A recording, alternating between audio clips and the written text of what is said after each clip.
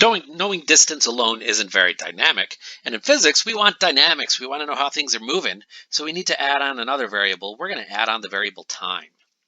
So when we add time into the mix, we can get a new quantity, something called velocity. You do v with a little line over it, and velocity is your displacement, but not just your displacement, it's also how long your displacement took. So it's displacement over the time that it takes that displacement to occur.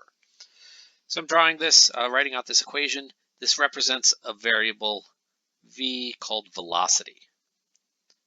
And that little line above it tells us that we're talking about something called the average velocity. So we're going to average out all of our values and figure out kind of how fast we're going and what direction we're going. That is our velocity. So our velocity, if we were to write it out as an equation, is equal to delta x over delta t. And this v with a line over it represents, again, average velocity. The average velocity doesn't count for individual motion and times. It just cares about final and initial. So average velocity, if I were to figure it out, is x final minus x initial, which we're writing x naught, x with a little zero, and time final minus time initial. And I can figure this out graphically. I can figure out very nicely graphically from this position versus time graph. So we're back here, position. We know about position. We know it's measured in kilometers according to this graph, and we've learned all about distances. So now velocity, to figure that out, I need to take the position and I need to divide it by the time. And there's all sorts of motion going on here, right? We're going up and then we're going down and then we're going back up and then we're going all the way back down. But the velocity, in particular the average velocity, doesn't care about all the in-between stuff. It just cares about the final value. So I can come here and I can look, what is this final velocity? What is this final point that we have? So let's denote this final point. So that final point, if I read it off of the graph, is just about negative 0.75, right? So if I trace this little line over,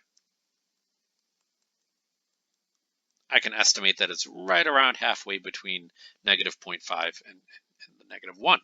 So negative 0.75.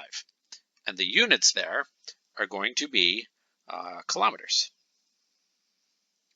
And then I need to subtract off the initial velocity, or the initial position. So the initial position I can find at the time 0. So time 0, here I am. Here's my velocity at time 0, it's 0. So I can plug in 0 kilometers.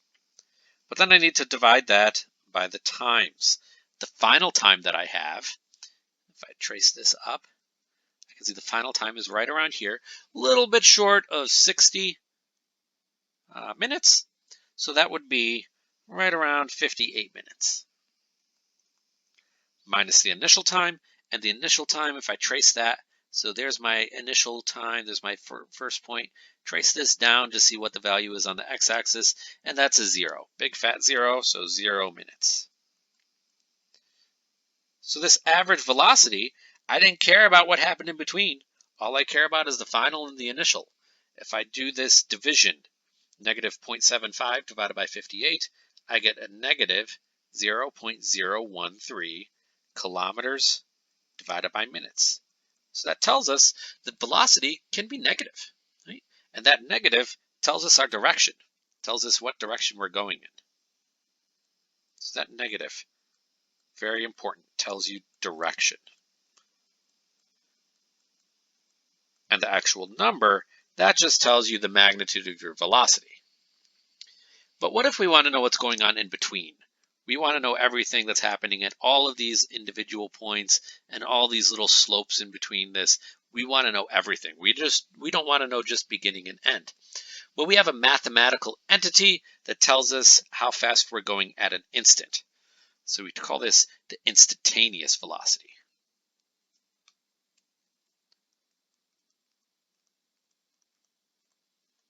So the velocity at any single point, instantaneous velocity.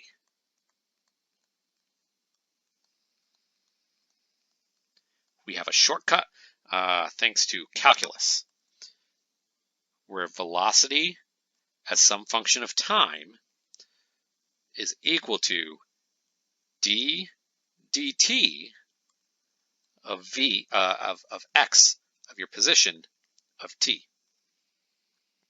Okay. So velocity, the instantaneous velocity in particular, as a function of time, is equal to this d, which represents a derivative of x, where x is position. So we'd use this instantaneous velocity when we're given an equation. Right?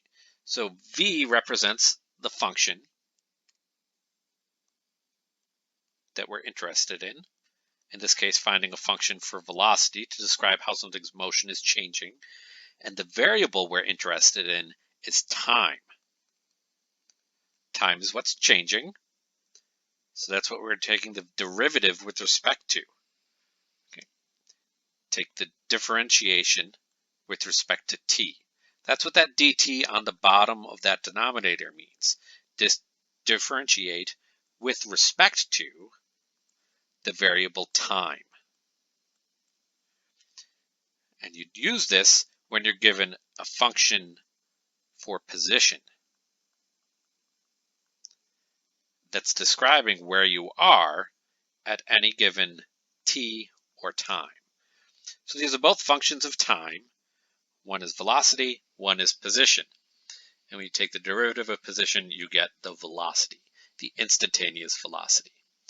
Oftentimes, this will take the appearance of a polynomial.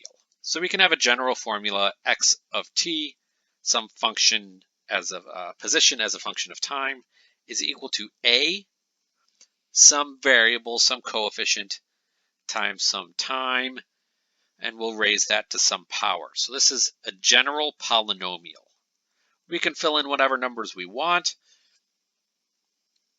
but this is to generalize. So this will work for kind of any function that you have that has this form. If I take the derivative of this, dx dt, to get out my instantaneous velocity, I need to follow the power rule. So the power rule tells us we can take whatever exponent we have, whatever power we're raising this to, and we bring this out front. So I'm going to bring the n out front. And then we take our variables, take what's left over, take the a, that comes along, take the t, that comes along. So those just come along and we write those down, a and t. But then we take the exponent and we, instead of raising to the exponent, we need to raise to the n minus 1. So that's what I'm going to do here. I'm going to raise this to the n minus 1. So this is how we take a general derivative. This is something you should commit to memory. We should know how to do this. Okay, so let's do a quick example, and then we'll be well covered for understanding velocity. I'm given a position of a particle x of t, and that's going to be equal to 5 times t squared minus 2 times t cubed plus t in units of meters. I want to know what is the velocity of this particle for some time, let's say 4 seconds. To figure this out, I know that velocity is the derivative of x with respect to time. And I can take this derivative by just applying this format right here of this power rule. Right? So if I want to take the derivative of this, I have 3 different power rules. Take the derivative of 5t squared, take the derivative of negative 2t cubed, take the derivative of t. So what does that all look like? I take my exponent rather, I bring that out front. I have a 2. I multiply it by my 5, and then I take my t, and I raise it to the 2 minus 1 power. And then I have my next element. I take my coefficient, or my exponent, bring it out front. I have 3. I multiply that by the coefficient 2, and then I take my t, and I raise it to the 3 minus 1 power. Plus, what's the coefficient here, and what's the exponent? Well, I can imagine the coefficient is just a 1, and I can imagine the exponent is a 1. T to the 1 power is just plain t.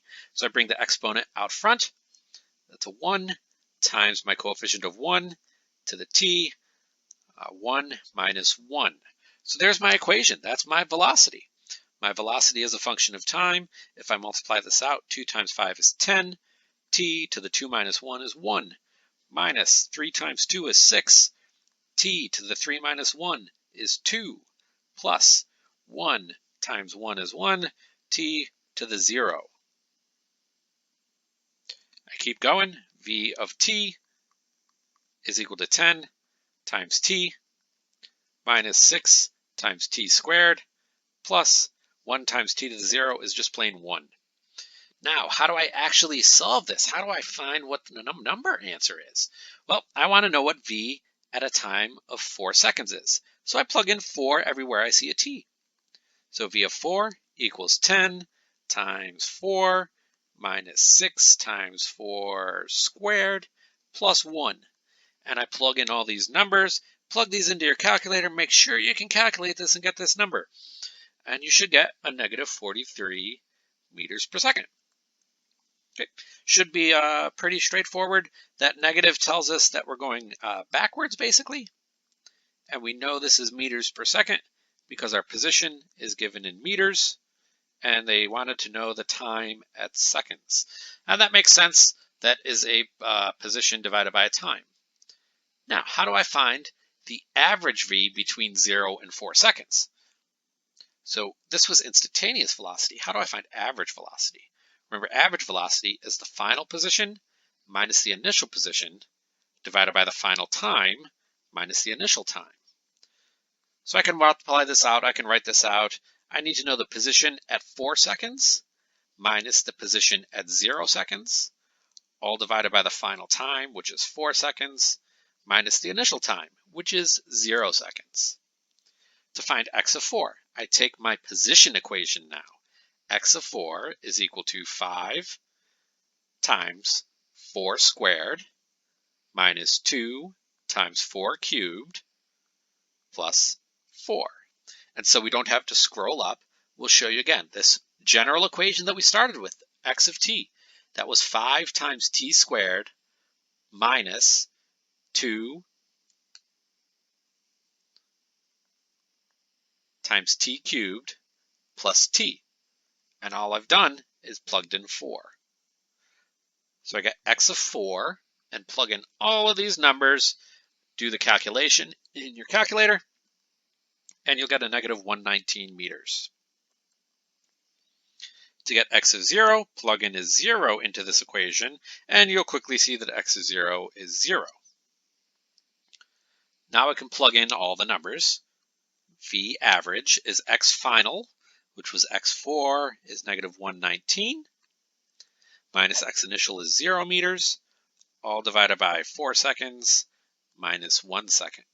And when we plug in all these numbers, we get an average velocity of negative 29.75 meters per second.